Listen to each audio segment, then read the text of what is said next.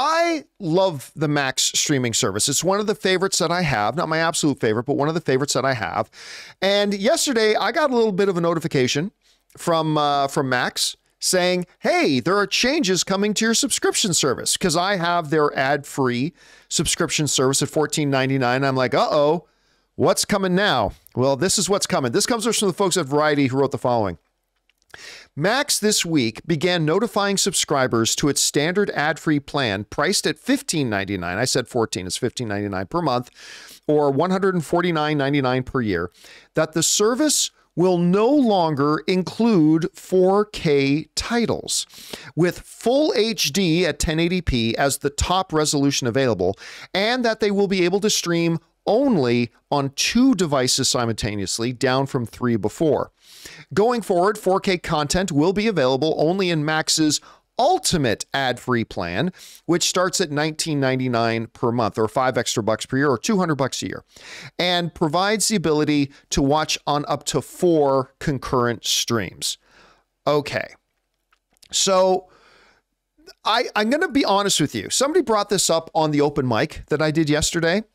Number one, I was happy that we were not getting another price increase, because as soon as I saw a notification from Max and it's saying notice about changes to your plan, the very first thing I think obviously is they're about to do another price increase. They're not. Okay, so the 2 primary changes. No 4K. By the way, a lot of the content they already had anyway wasn't in 4K to start with, but they did have a selection of stuff that was in 4K. That's no longer going to be available to me unless I bump up to the $20 a month plan. And I can only stream on 2 devices at the same time as opposed to 3. All right. For me, this is pretty much a non-issue, to be honest with you. Like, look, does 4K look really good? Sure. But I've said this before, and I'll say it again here.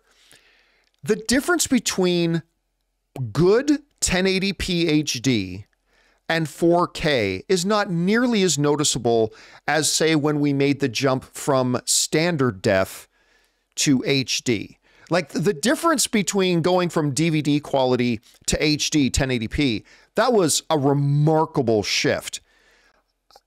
The difference between 1080p and 4K isn't that much. And honestly, it's been proven that in many cases, it's not even noticeable, depending on, number one, the size of your screen, and number 2, the distance you are from your screen, because the human eye can only perceive so much. So to be honest, to me, would I prefer it in 4K? Yes. Is it a big deal to me that it's not 4K? Honestly, no. 1080p HD on the TV I have looks magnificent. So it's not that big of a deal, all right? If I could pick one, I'd take the 4K, but it's not that big of a loss. The second thing about streaming on multiple devices, honestly, for me, that is also not that big of a deal. Now, it might be for some other people. Maybe you live in a household with 5 or 6 people living in your household, and you could have 3 or 4 people at different parts of the house trying to stream Max all at the same time. I highly doubt that happens often. Because, I mean, I'm sure 3 or 4 people are streaming at more than once, but they're probably watching Netflix or YouTube or Peacock or something, Disney Plus too. But whatever, maybe that will happen. In my house, it never happens. Granted, there's only 2 people in my house, but there's not even a time when Ann and I are both streaming Max in different rooms. So it's not that big of a deal. So is it a change? Yes. Will it affect some?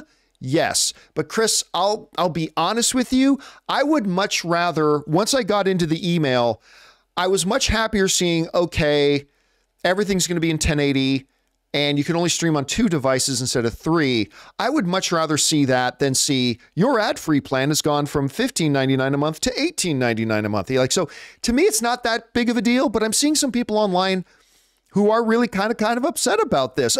Guys, we want to take a second to thank a sponsor of today's video, Mint Mobile. Signing your life away to a big wireless provider is kind of like being trapped on a roller coaster from hell. Sure, it looks like fun at first. They probably even threw in a free phone, but now you can't get off. Month after month of insane bills and unexpected thrills, like overages and surprise fees. If that sounds like your current big wireless plan, it's time to get off the ride with Mint Mobile. For a limited time, wireless plans from Mint Mobile are just $15 a month. That's unlimited talk, text, and data for just $15 a month. You guys know before I came to Mint Mobile, I was paying triple what I am paying now on the standard big wireless plan, and I will never go back. All plans come with unlimited talk, text, and high-speed data delivered on the nation's largest 5G network. Use your own phone with any Mint Mobile plan and bring your phone number along with all your existing contacts. To get your new unlimited wireless plan for just $15 a month and get the plan shipped right to your door for free, go to mintmobile.com/Campea. That's mintmobile.com/Campea. Cut your wireless bill to just $15 a month at mintmobile.com/Campea.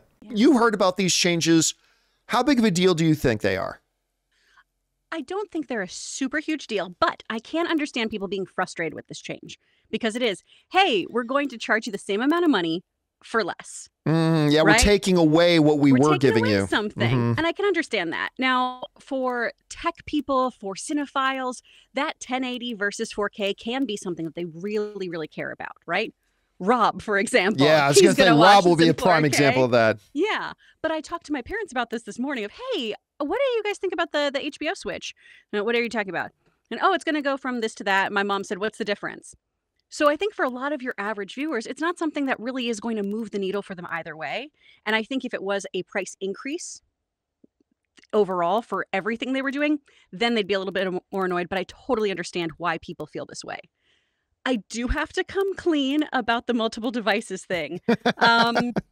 Much like Ray Ora uses Campea Plus. Yes. I use what I call PD Plus. So my brother from another PD gives me his login.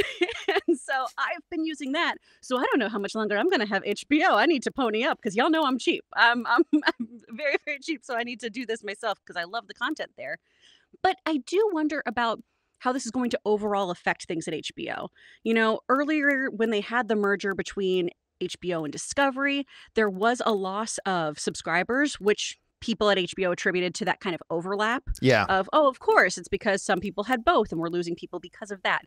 But in a time where people are really looking at what streamers to keep, what streamers to purge, especially with everyone raising their prices, I'm wondering what HBO is going to do to sweeten the deal. Because they are offering about a $40 discount for their yearly plan here. So it's not as huge of a financial shift if you do want that 4K jump, which is about $4 more a month. But I'm wondering if people are going to just be fueled by their outrage and take to Twitter more. But that's the next question I was going to ask you, though, is, okay, so the next tier up is $4 extra a month. It's from the difference between $15.99 to $19.99. How many people, I know for me, because the 4K is not that big of a deal, and because of the fact that I don't care if I can stream on more than 2 devices at one time, I have no interest in jumping up to the $19.99. Do you think, though, for people who the 4K is important, that $4 price difference will be attractive enough to jump up to it, or is it too much of a leap for more people to jump? How do you think most people are going to respond to that? You know, again, I think it depends on how many streamers you have. If this is one of 6, maybe you're going to second guess yourself on getting that. If you are so inclined to have 4K, if you are the kind of person who comes over to someone's house and goes, oh God, the motion smoothness, I have to recalibrate your television. You're going to pay for this, right? All of my PA friends, all of my By the way, friends, Rob has done that in my house. Oh, yeah. Just going to say. I've had friends come over and go, dear God, Car, what are you doing? I'm like, I'm just an actor. I don't know. Fix it for me. So if you're that kind of person, I think you'll just kind of deal with it, pony up. You'll be fine with it. But again, if you're nickel and diming, you're going to maybe not move up there. And also, I think this is going to continue what we've talked about before. Do you choose to go to the theater or do you stay at home because you're paying such a premium for these different streaming services? So if you want all that HBO content and you want it in 4K, are you then also going to keep your unlimited movie subscription, or are you going to go to theaters in general? There's a lot to weigh there when it comes to cost for an average family.